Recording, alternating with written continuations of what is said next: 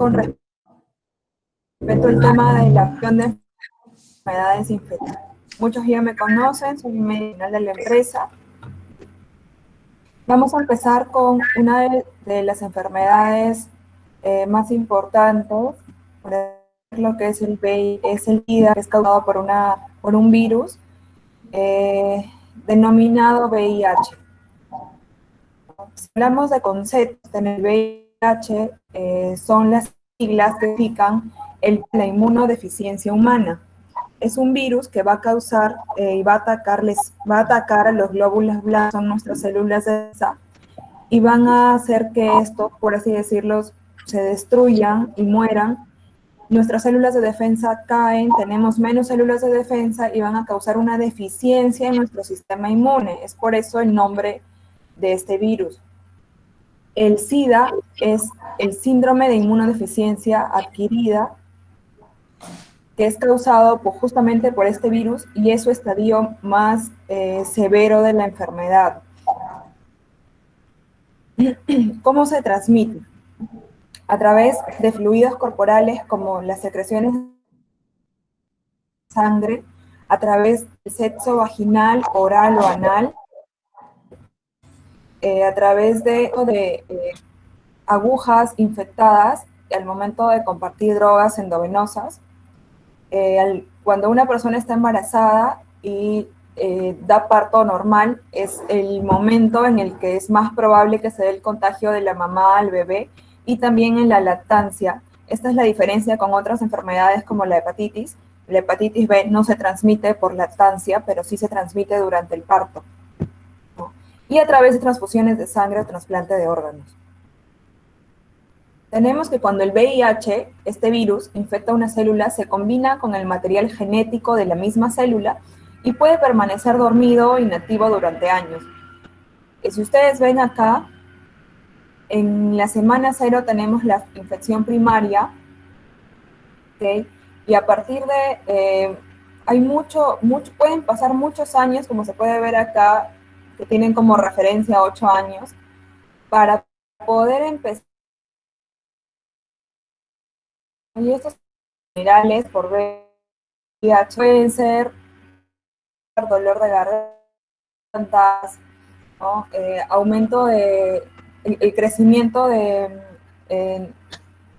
adenopatías, que es el crecimiento de ganglios linfáticos. Cuando ustedes se tocan el cuello, las axilas, hay unos pequeños bultitos que se le denomina adenopatías en medicina.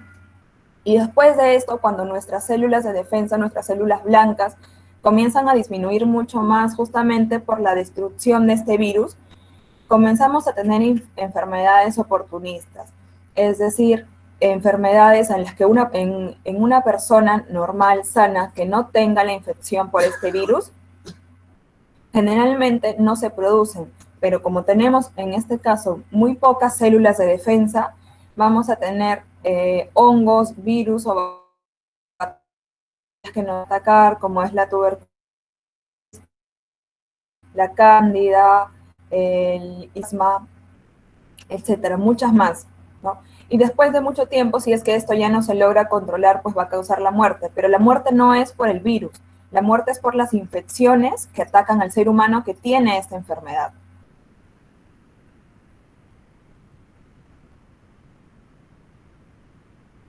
Ojo, la virus que se tiene en la sangre aumentando hasta que se presentan las enfermedades oportunistas y la muerte, ¿no? Y el recuento de las células blancas que primero baja poquito, pues y al final ya no quedan casi nada, ¿no?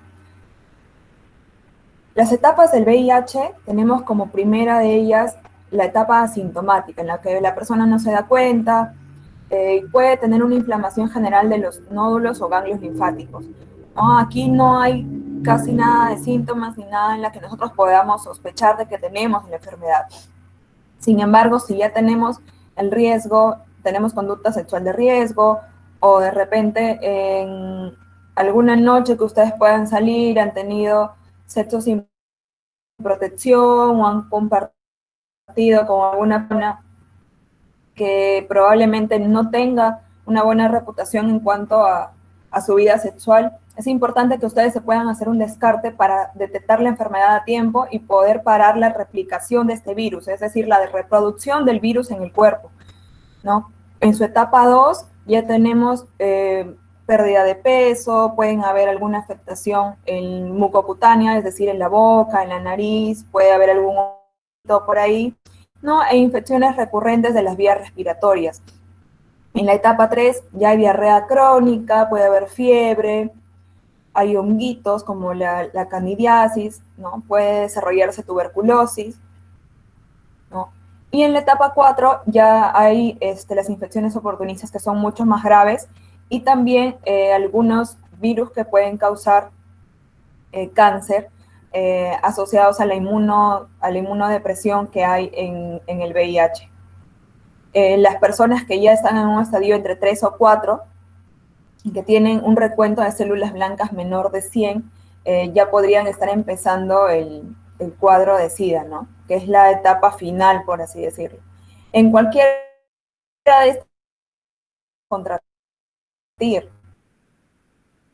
Y lo que hace el tratamiento es parar la reproducción de este virus dentro del cuerpo, la replicación, y lo que hace es que si que replicación nuestras células blancas sigan produciéndose de manera normal y traten de contrarrestar la infección y el daño que está causando el virus.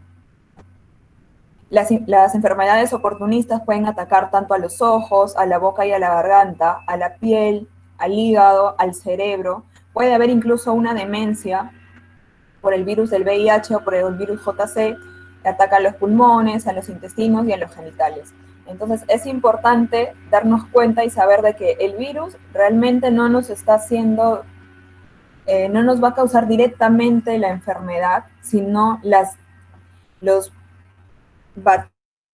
bacterias, hongos o virus oportunistas que en el ambiente nosotros podamos adquirir para desarrollar cualquiera de estas enfermedades que pueden deteriorar nuestra calidad de vida y que también puede deteriorarnos y llevarnos a la muerte e incluso antes de la muerte desarrollar un tipo de cáncer como es el sarcoma de Kaposi por uno de los virus que nos puede atacar. El diagnóstico es por diferentes pruebas. Una de las más simples es cuando, no sé si ustedes han ido alguna vez a un hospital, alguna clínica y han necesitado alguna cirugía de emergencia, pues les hacen una prueba rápida para VIH, que es como la prueba rápida, por así decirlo, de COVID, ¿no? Les sacan una gotita de sangre, les ponen en un dispositivo para ver si marca positivo o no. ¿No? Es una prueba de tamizaje. ¿No? Estas pruebas, si salen positivas, se tienen que confirmar con una prueba mejor. Y bueno, si son cirugías programadas y cirugías que pueden esperar y tomarse su tiempo, muchos clínicas tienen protocolos.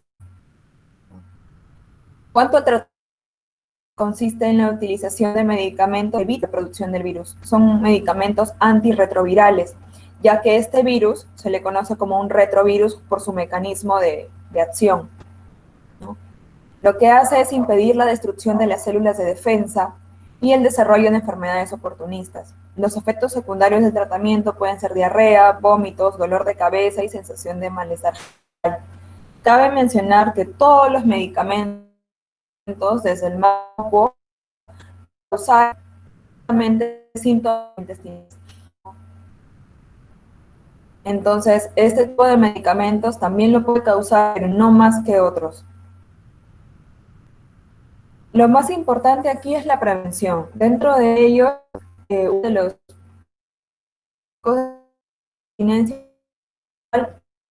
actividad sexual mutua, ¿no? De nada vale que ustedes se cuiden si su pareja tiene conducta de riesgo y no se está cuidando. Entonces, la exclusividad sexual mutua tiene que haber. Ahora, si es que ustedes creen de que su pareja probablemente no se cuide o tenga relaciones con otras personas y ustedes lo sospechan, entonces sería importante de que empiecen a utilizar un preservativo, porque de eso, esa es la única forma, y por así decirlo, la más fácil de prevenir el contagio de esta enfermedad. Es muy lamentable y es bastante triste cuando se ven parejas en los hospitales que no sabían que tenían la enfermedad y luego tienen a un bebé que lamentablemente después tuvo la enfermedad también. Entonces terminamos teniendo familias con esta enfermedad, ¿no? Y bueno, las personas, los padres se sienten bastante culpables de que su hijo también tenga la enfermedad y de repente por desinformación, por falta de controles o por no hacerse los controles y por no cuidarse de ellos mismos, terminan haciéndole daño a una tercera persona que sería su bebé. En cuanto a la prevención perinatal, es importante que todas las personas, las mujeres embarazadas, tengan una prueba de descarte de VIH. Si es que estas personas salen reactivas a VIH, inician tratamiento, ¿no? Las embarazadas, y es bastante importante que se dé una cesárea programada o electiva, como menciona acá. El momento más importante y de mayor riesgo de contagio de la mamá hacia el bebé es en el momento del parto, por eso es que se programan las cesáreas. Y en una cesárea programada lo más probable es que el bebé no se contagie de la enfermedad. En el caso del VIH, la mamá no puede dar de lactar a sus hijos, ¿no? Porque a través de la leche materna también se encuentra el virus, entonces de esa forma también lo puede contagiar. En cuanto a la prevención sanguínea, es importante que el momento que nosotros vayamos a utilizar un tipo de sangre, necesitemos una transfusión nosotros, nuestros familiares, y tengamos que devolver esa sangre, como se menciona en las clínicas y en los hospitales, te prestan la sangre y luego la tienes que devolver y tienes que buscar donantes. Es importante saber de que es mejor tener un donante que sea un familiar o amigo que tenga que sea completamente sano y que sea capaz de responderle el cuestionario o las preguntas que le puede hacer el equipo de banco de sangre con total certeza y que les diga la verdad, ¿no? Hay muchos equipos de banco de sangre que hacen muchas preguntas en cuanto a la vida sexual para ver el riesgo, ¿no? Porque tenemos que en un periodo, que es el periodo ventana de la enfermedad, no podemos detectarla a tiempo. Entonces, si no la detectamos y tenemos esta sangre ya contaminada, la persona que la va a usar se va a contagiar. Por eso es que siempre en los hospitales y en las clínicas, cuando te piden devolver la sangre, te dicen que sea una persona o un familiar, que evites comprar sangre, que evites donadores que te cobran por la sangre, porque esas personas no tenemos la certeza de que en realidad estén sanos y de que realmente digan la verdad al momento de que se les haga algún cuestionario. Y ellos, como ya están acostumbrados a donar sangre y por así decirlo, viven de eso porque les pagan por esto, ya saben cómo es el procedimiento y saben a lo que tienen que responder y saben que si es que hay algo en lo que ellos caen y dicen, responden mal a una pregunta, probablemente el banco de sangre les diga, ok, tú no puedes donar. Entonces ellos ya tienen todo parametrado como para que puedan donar y puedan recibir un dinero a cambio, ¿no? Pero sin darse cuenta de que si es que tienen alguna enfermedad, pueden contagiar a otras personas. Y esto tanto es para el virus del VIH, como para la hepatitis B, como para el HTLV, que no se les voy a exponer esta vez, pero se les voy a mencionar, que es un virus que causa leucemia y que también se transmite por vía sanguínea y sobre todo a través de transfusiones.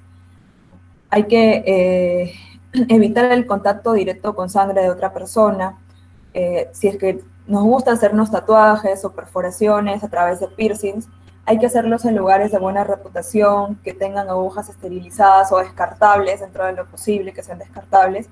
Y cuando vamos a hacernos algún procedimiento, hay que pedir exigir, mejor dicho, que el material que se va a utilizar sea esterilizado o desechable.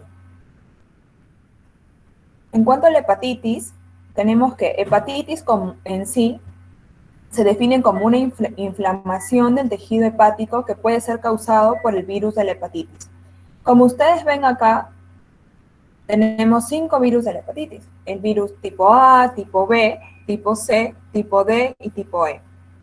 Dentro de ellos, y el que vamos a tocar ahora, creo que es uno de los más importantes, es el virus de la hepatitis B y C.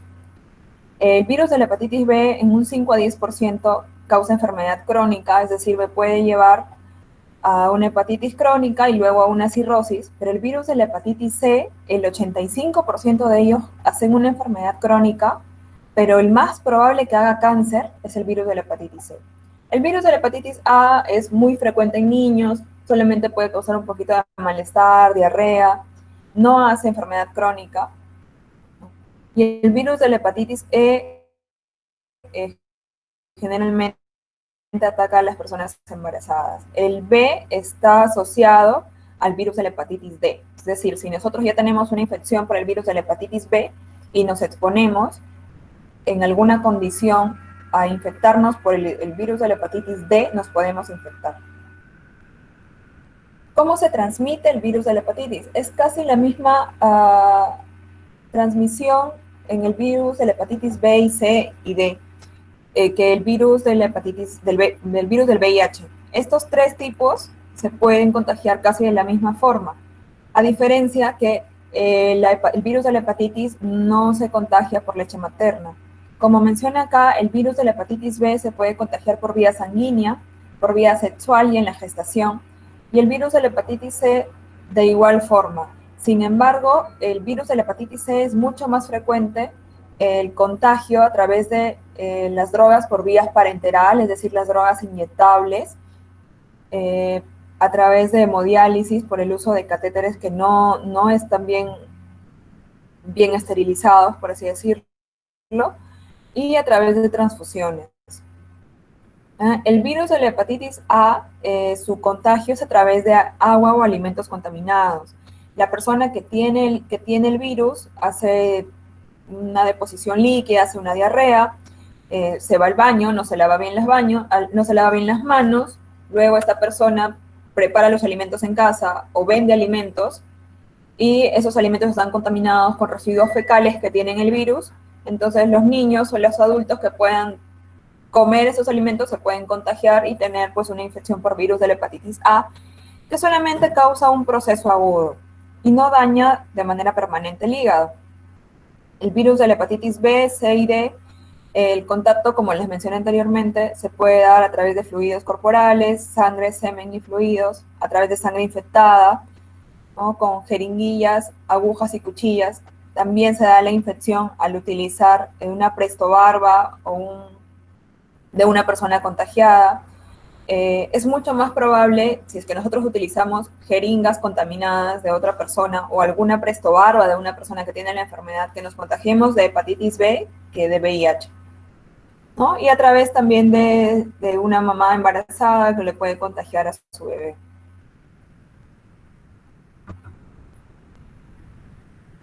En cuanto a la evolución de la enfermedad, también demora bastante en hacerse una enfermedad crónica y en hacer cáncer, como es el caso de la hepatitis C. La hepatitis B también puede causar cáncer, pero en menor porcentaje, es menos frecuente, ¿no? Lo que nosotros hacemos es que a todas las personas que se van, que están embarazadas y algunas de las que van a hacer les van a hacer algún procedimiento, alguna cirugía programada, entonces les sacan una prueba para ver si es que tienen hepatitis B o no, ¿no? Y de acuerdo al riesgo también. Las personas que tienen hepatitis B pueden evolucionar de diferente forma, ¿no? Pueden hacer una enfermedad crónica y luego se recuperan y pasó y no pasó nada más, que es lo más probable. ¿Okay? Muchas de ellas pueden quedarse mucho tiempo en enfermedad crónica y otras de ellas, que son muy poquito porcentaje, pueden hacer cáncer, cirrosis y cáncer por la enfermedad, por la infección de la hepatitis B. De igual forma, el virus de la hepatitis C, como se ve aquí, en un inicio causa una infección aguda, luego se cronifica en un 80%, ¿no? Luego esta hepatitis crónica causa una cirrosis.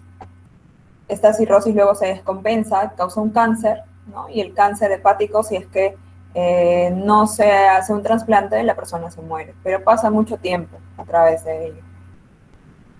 Lo mismo, la prevención sanguínea es la misma mencionada anteriormente, ¿no? Es bastante importante darnos cuenta que si nosotros vamos a donar sangre hay que tener claro lo que vamos a responder y las preguntas que se nos puedan hacer se tienen que responder bien y no mentir ni nada por el simple hecho de querer ayudar y de que nuestra sangre pueda servir, ¿no? Si nos hacen preguntas como que cuántas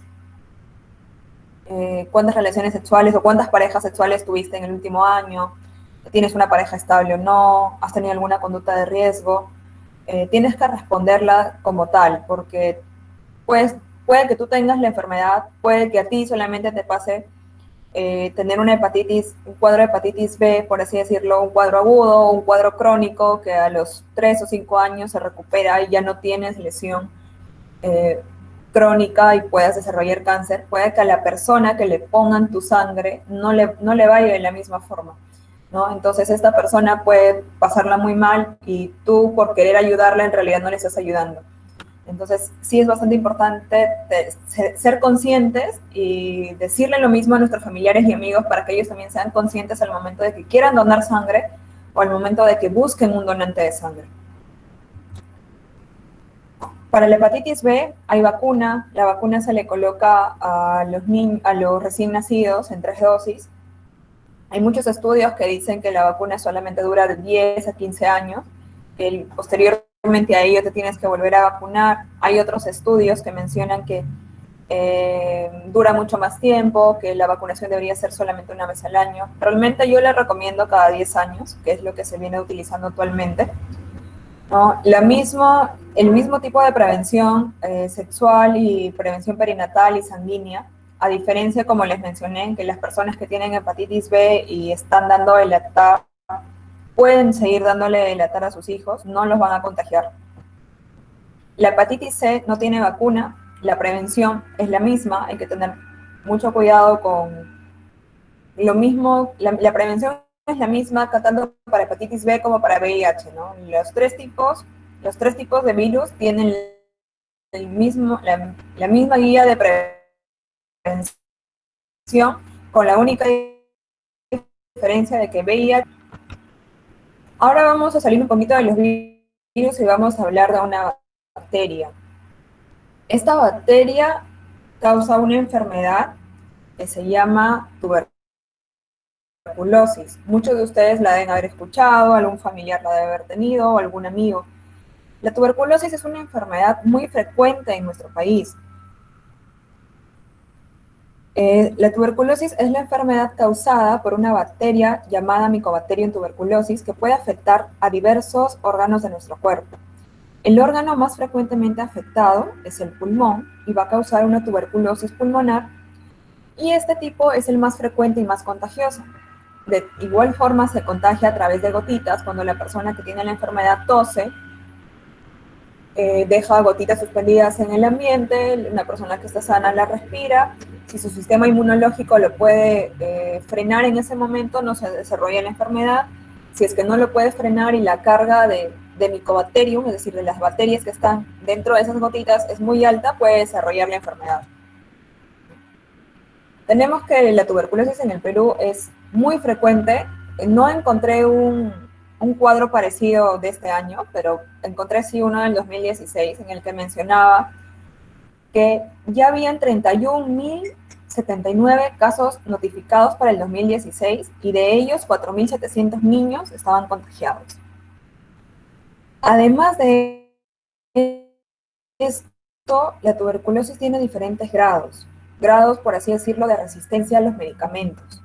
Dentro de la más leve y la más frecuente es la tuberculosis sensible, la normal, por así decirlo. Pero hay muchas personas que abandonan el tratamiento en el camino. ¿Y lo abandonan por qué? Porque hay que tomar muchas pastillas, son como 10 pastillas diarias, por 6, 9 meses o un año, de acuerdo a su riesgo y a su afectación. Entonces las personas se sienten bien al mes, a los 3 meses, creen que ya no deben tomar los medicamentos, ya no los toman, no siguen controles, y después de eso recaen mucho peor y terminan haciendo una tuberculosis resistente a medicamentos. Después ahí se les tiene que cambiar de medicamentos y bueno, tiene que seguir a la persona para que tome los medicamentos, se les pueda poner los inyectables que se les indican. Es bastante tedioso el tratamiento, pero esta enfermedad se cura. Como se menciona aquí, para el 2016, 2.300 peruanos ya tendrían tuberculosis con resistencia a fármacos. El bacilo de Koch, que es el Mycobacterium tuberculosis, es el que causa la enfermedad y se aloja principalmente en los pulmones.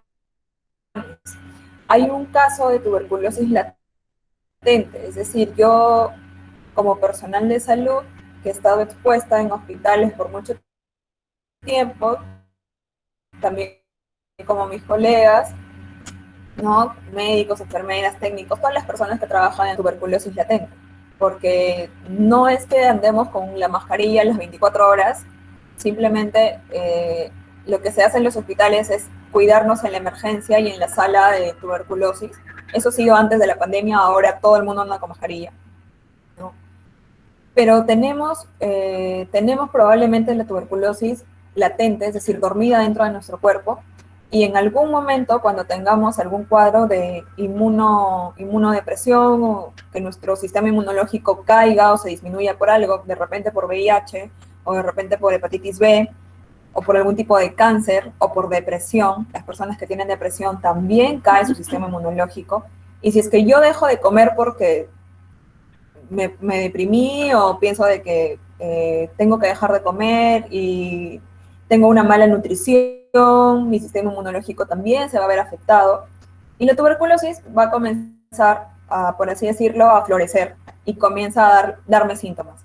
Entonces es importante saber que muchas personas en el país pueden tener la enfermedad dormida dentro de su cuerpo, pero si es que nosotros nos cuidamos con una buena alimentación, haciendo ejercicios, y tratando enfermedades a tiempo que se puedan desarrollar, ¿no?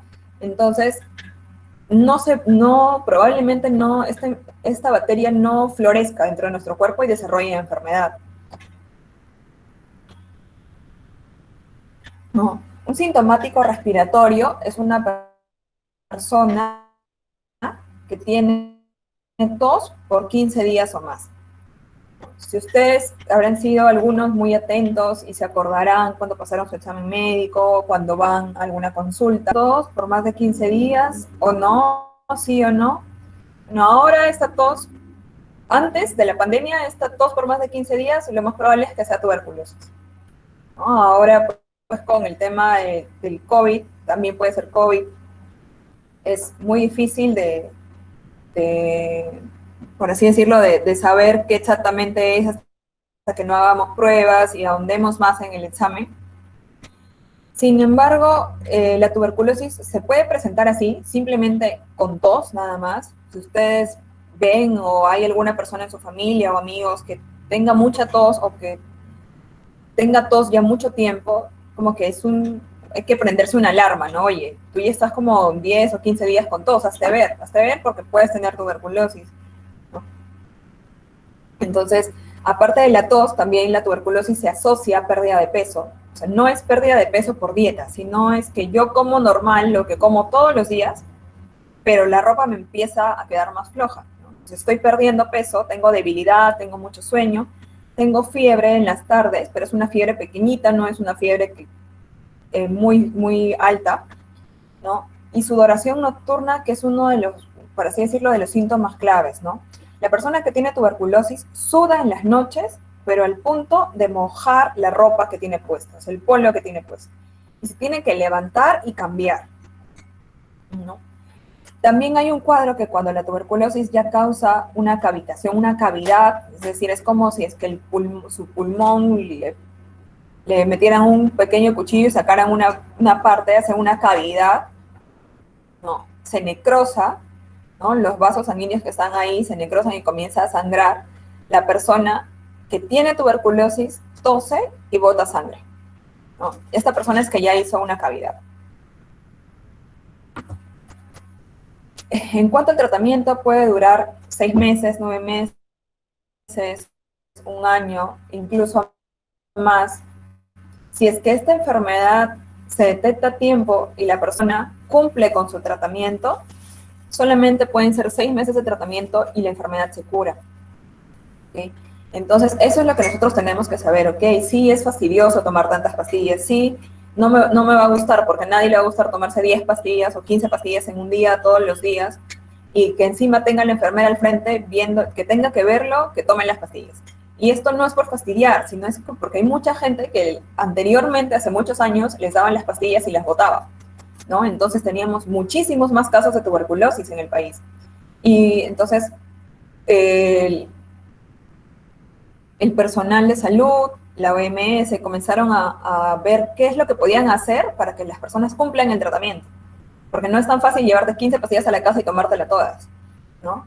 Entonces, el tratamiento tiene que ser supervisado por un personal de salud, que en este caso es una licenciada capacitada para ello, ¿no? Entonces, el tratamiento tiene que ser tal cual lo menciona la normativa de salud y tal cual se lo dice el personal de salud. No es que, no, mejor tomo la mitad de las pastillas y el resto de pastillas me las tomo mañana, no, porque vamos a causar una alteración y lo que vamos a hacer es que al final nuestro tratamiento dure más o nos tengan que poner inyectables todos los días porque ya estamos haciendo resistencia a algún tipo de medicamento que nos han dado.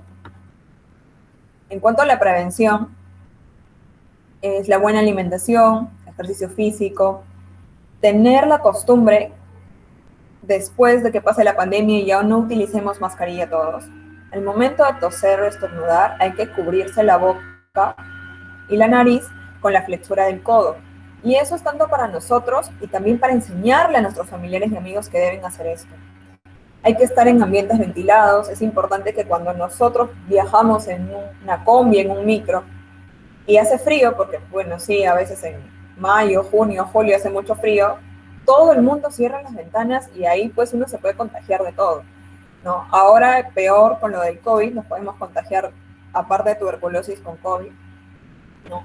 Pero hay que ventilar el ambiente, ¿no? Entonces, si nosotros estamos en un lugar cerrado, hay que abrir las ventanas. Es la única forma de que si es que alguna persona tose o estornuda, se pueda ventilar ese ambiente y podamos disminuir el riesgo de tener esa enfermedad.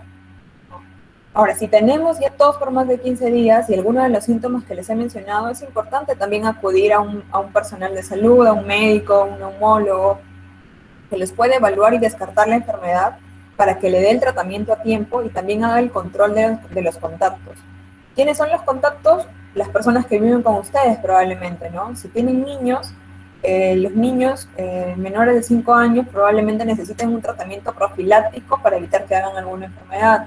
Los adultos solamente les van a dar tratamiento siempre y cuando tengan alguna radiografía alterada, ¿no? Entonces, el tratamiento preventivo también se da sobre todo en los niños y en las personas vulnerables. ¿Hay alguna pregunta?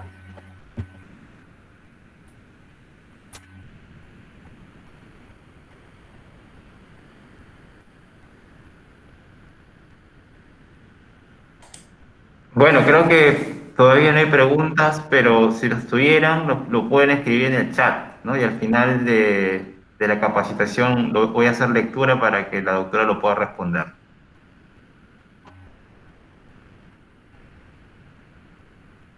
¿Alguien se anima por alguna pregunta?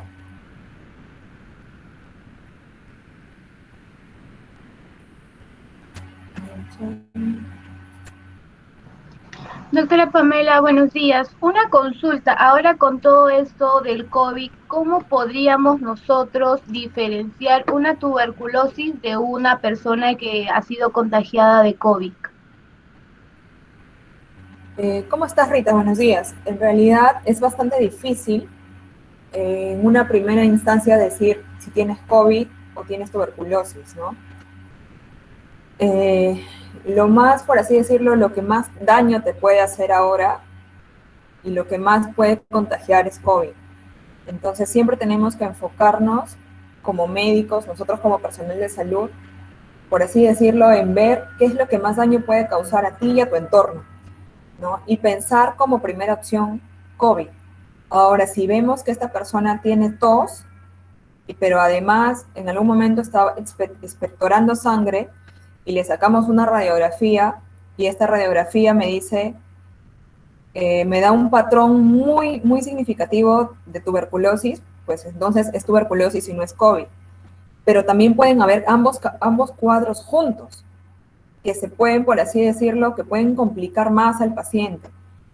Entonces, toda persona con tos en realidad puede ser COVID en un inicio, pero también puede ser tuberculosis que no se ha dado cuenta y ha tenido tos y recién lo reporta, ¿no? Entonces, sí hay que tener en mente de que si es que yo tengo tos hace más de 15 días y no tengo más síntomas, por lo menos estos, o los síntomas que les acabo de mencionar, como sudoración nocturna, pérdida de peso, entonces sí puede ser tuberculosis y la única forma de definirlo es a través de pruebas, ¿no?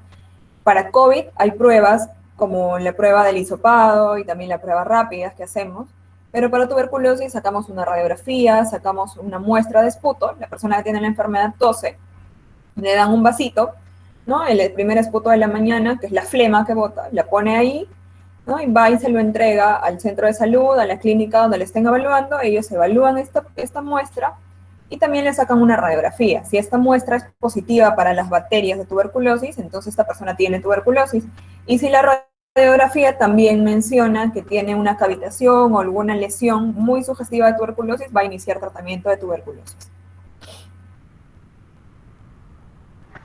Listo, doctora. Otra consulta. Tengo entendido, lo que usted está mencionando es el tuberculosis pulmonar, pero también tengo entendido que se da tuberculosis en la cabeza, en el estómago.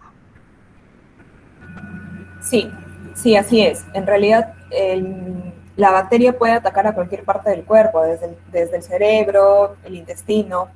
Hay casos de aparentemente apendicitis, que estás con dolor de estómago y cuando abren es una tuberculosis.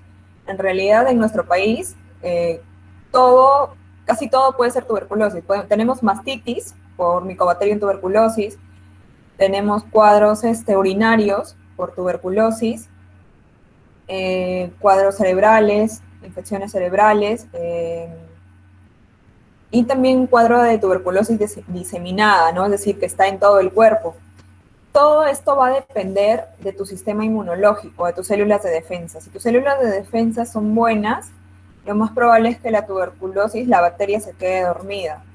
Ahora, los cuadros graves que vemos nosotros en el hospital son cuadros que se presentan en personas que tienen desnutrición o que tienen cáncer, ¿no? Personas en bebitos que nacen en sus casas, que todavía hay esos casos, los de parto domiciliario, que nunca los llevan al hospital, que no los vacunan, ¿no? Entonces las vacunas en los bebés es bastante importante porque no es que le va a prevenir la enfermedad, lo que va a prevenir son las formas severas de la enfermedad, es decir, las formas que pueden matarlo en poco tiempo, ¿no? Como es la tuberculosis miliar, que se da en todo el cuerpo diseminada, la tuberculosis cerebral, ¿no? Y la osteoarticular. También puede haber un tipo de tuberculosis que se da en nuestros huesos, que causa mucho dolor y puede causar incluso algún tipo de cojera o malestar y cuadros crónicos, ¿no? Entonces, la vacuna es importante para los cuadros graves, se les pone a los bebés, todos debemos tener la vacuna. Si es que ustedes se miran el hombro derecho y los han vacunado de pequeños, tienen ahí la huellita, ¿no? Es la vacuna que deja huella es la vacuna de la tuberculosis, que previene las formas severas. Para los otros tipos, lo único que nosotros tenemos que tener en cuenta es si es que presentamos algún síntoma, como los que les he mencionado, pues acudir al médico y dentro de lo posible tener una buena alimentación y no descuidarnos de la alimentación, del ejercicio. Si tenemos algún familiar que ya tiene 2 por 15 días, por así decirlo, y no le encuentran otra cosa, oye, hay que pensar que puede ser tuberculosis y hay que decirle que vaya a hacerse un descarte o que lo vaya a ver el médico para que le pueda indicar algún tipo de descarte o alguna radiografía.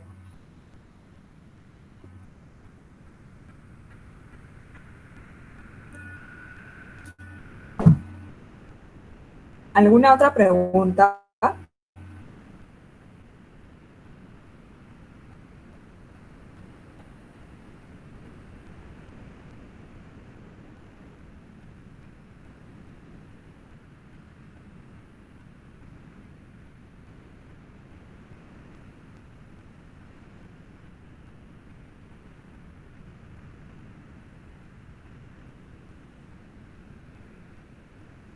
¿Alguien que tenga alguna pregunta?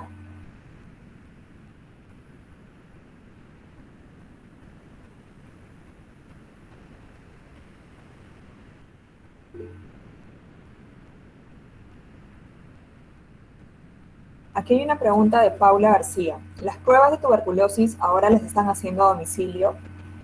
Realmente no sabría decirte con certeza si sí o si no. Lo que sí te podría decir es que si es que tienes algún síntoma o tiene algún familiar algún síntoma, te tienen que acercar a algún centro de salud que esté atendiendo y que les pueda hacer el descarte.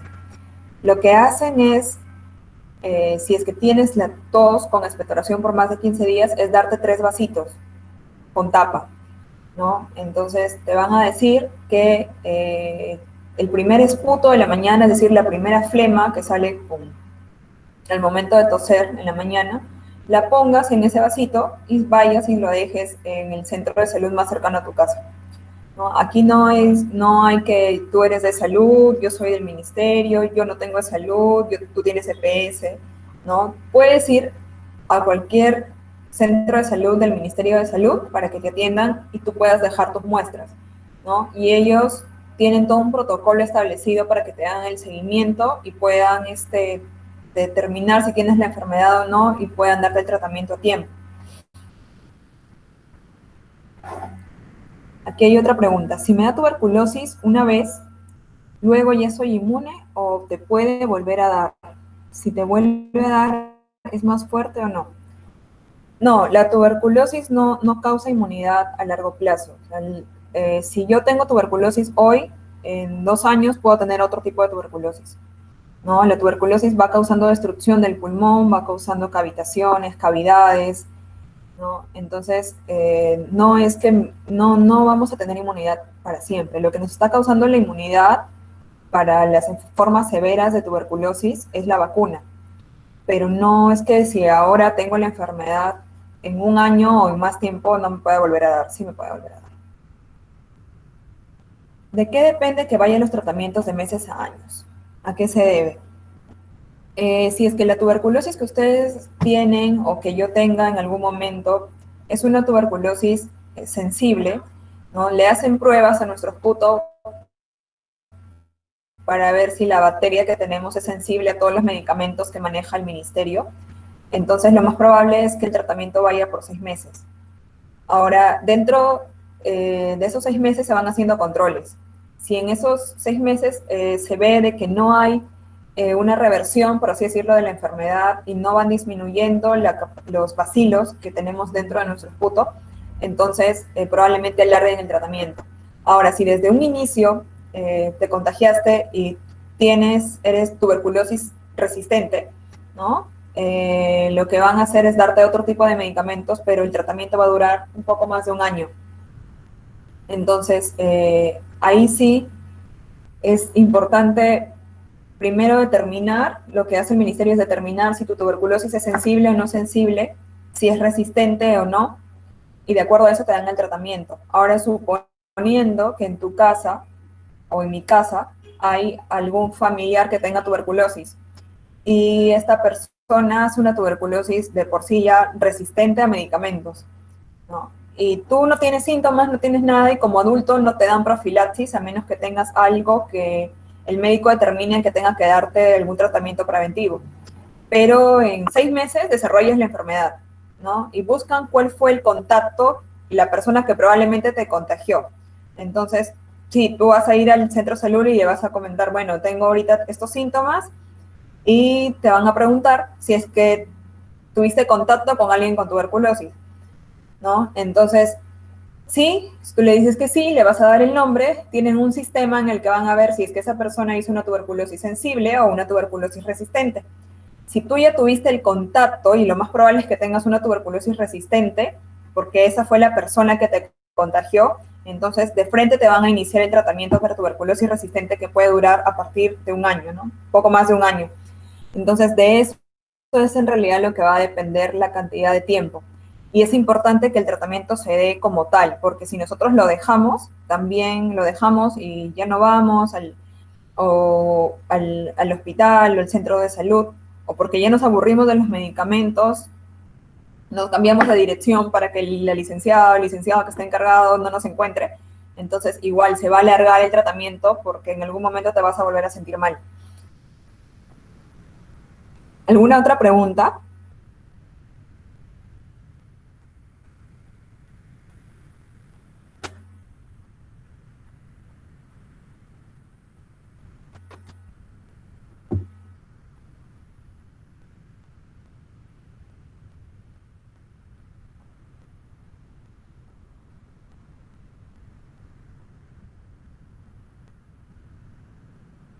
¿Alguien que tenga alguna otra pregunta?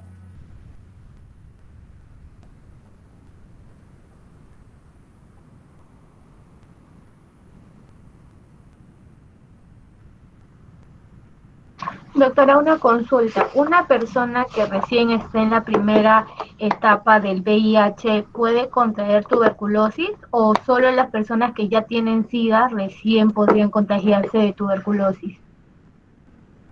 No, en realidad la tuberculosis se puede dar en cualquier momento, en cualquier etapa del VIH. Es una de las bacterias que se puede, por así decirlo, desarrollar en cualquier etapa de esta enfermedad, ¿no? Justamente las personas que tienen VIH reciben tratamiento preventivo para diferentes tipos de enfermedades, ¿no? Lo que hacemos en medicina es que toda persona que tiene VIH recibe tratamiento profiláctico, es decir, preventivo, para que no desarrolle tuberculosis, ¿no? Como les mencioné anteriormente, todos podemos tener la tuberculosis durmiendo dentro de nuestro cuerpo, ¿no? Podemos tener una tuberculosis latente. Y si tengo VIH, en una semana me puede dar tuberculosis, por así decirlo, ¿no? Entonces, en el momento que me diagnostican a mí o a ustedes VIH, lo que va a hacer el médico es evaluar para iniciarles tratamiento preventivo para tuberculosis.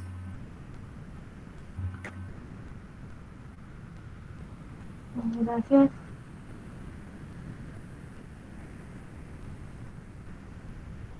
¿Alguna otra pregunta?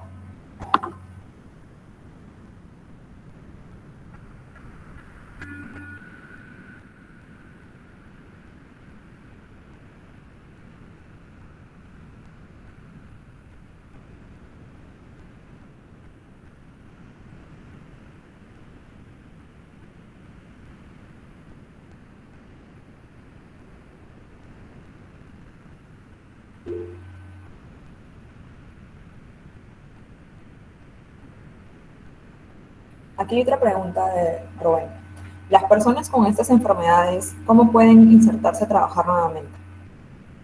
Depende del cuadro que hagan. Si tengo VIH, pero no tengo ninguna enfermedad eh, oportunista que me esté causando alguna dificultad para ir a trabajar, no hay ningún inconveniente con que vayas a trabajar, ¿no? Porque el VIH no se contagia hablando, ni dándole la mano, ni estando cerca de una persona, ni hablando, por así decirlo, ¿no?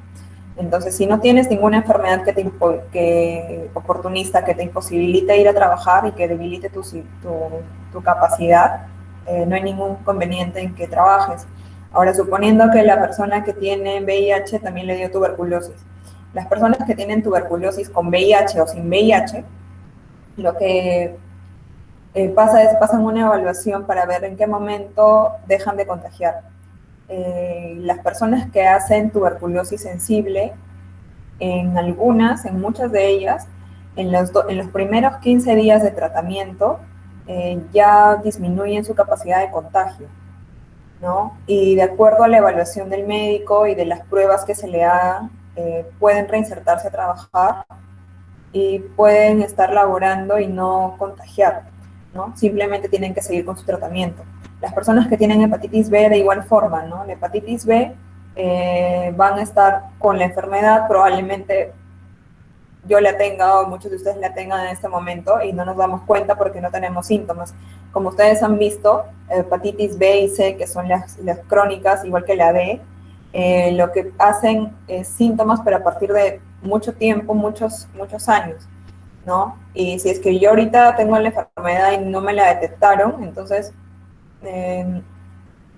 no tendría por qué dejar de trabajar. Ahora, si en algún momento hago un cuadro agudo en el que tengo ictericia, es decir, coloración amarillenta de la piel, náuseas, vómitos, dolor abdominal, probablemente en ese momento les den el descanso médico y comiencen a evaluar cuál es la causa. Y si es que la causa es virus de la hepatitis B, van a evaluar el tratamiento, que es parecido al del VIH, ¿no? Y en el momento de que ya estén en condiciones para regresar a laborar, pues el médico lo indicará, ¿no?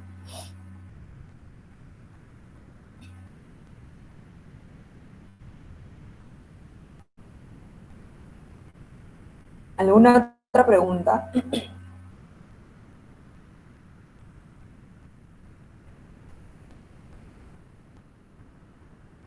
Aquí hay otra pregunta. ¿Cómo reforzar el sistema inmunológico frente a estas posibles enfermedades contagiosas?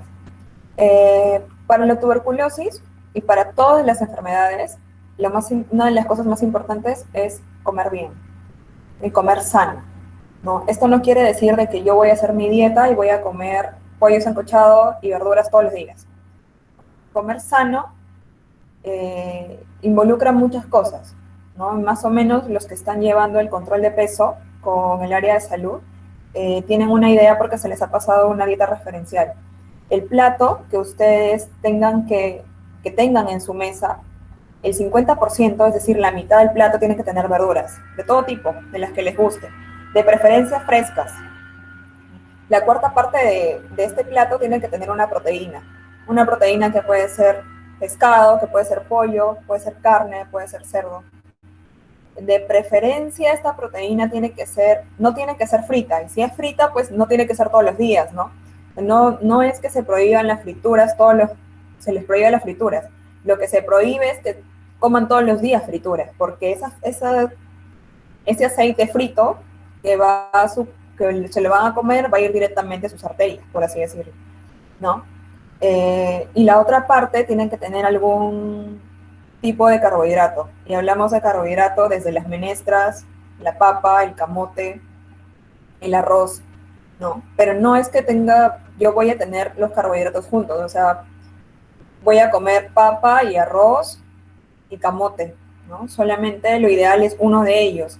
Esto no quiere decir de que no toda mi vida voy a dejar de comer 2 carbohidratos juntos en el almuerzo, o sea, lo puedo hacer, pero la idea es no hacerlo todos los días, ¿no? O sea, yo me puedo dar un gusto 1 o 2 veces por semana, pero sin exagerar. De igual forma, hay que comer por lo menos 3 a 5 frutas diarias, ¿no? Esto también va a hacer de que tengamos vitaminas que estén balanceadas en nuestro cuerpo y nos ayuden también a mejorar nuestro sistema inmunológico. También hay muchos tipos de vitaminas que se pueden tomar, multivitamínicos, vitamina B, vitamina E, ¿no? Pero esto no quiere decir que no nos vamos a contagiar de la enfermedad. La mejor forma de prevención en cuanto a las enfermedades de transmisión sexual es el preservativo. Ese es el pilar, mejor dicho, de la prevención del contagio. Y en cuanto a la tuberculosis, estar atentos a los síntomas. Síntomas nuestros, de algún compañero de trabajo o de algún familiar, ¿no?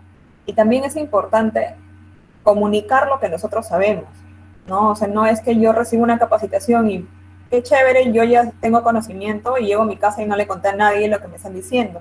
La idea es que la información se transmita de persona a persona para que más personas conozcan sobre el tema, ¿no? Otra de las cosas para tener el sistema inmunológico bien, por así decirlo, es disminuir el estrés, la ansiedad y la depresión. ¿Cómo nosotros liberamos estrés?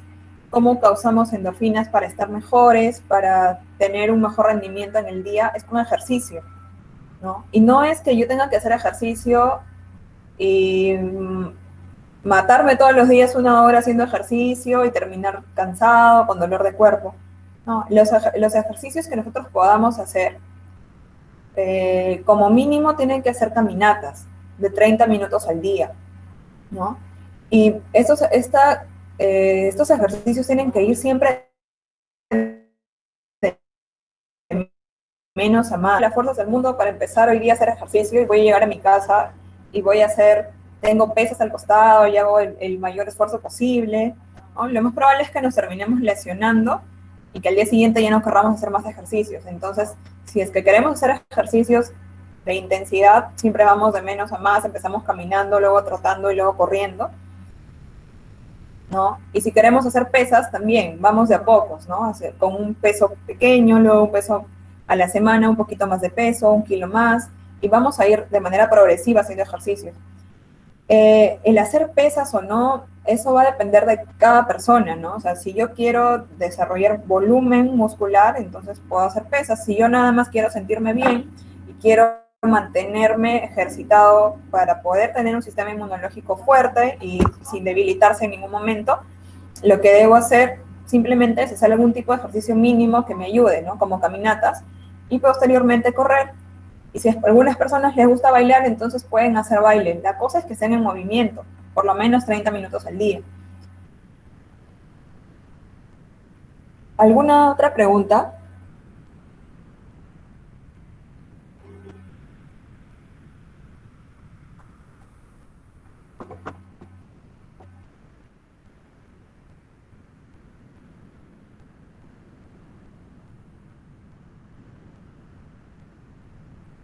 ¿Alguien alguna otra pregunta? Si no, para finalizar ya con la capacitación del día de hoy. Bueno, doctora, creo que ya no hay más preguntas. Creo que ya podemos finalizar la capacitación. Está bien, Rubén. Bueno, muchas gracias a todos. Espero que las cosas hayan quedado un poquito más claras, tengan un poquito más de conocimiento de los temas que hemos tratado el día de hoy. Gracias por su atención. Hasta la próxima. Gracias. Bye. Gracias a todos. Nos vemos. Chao.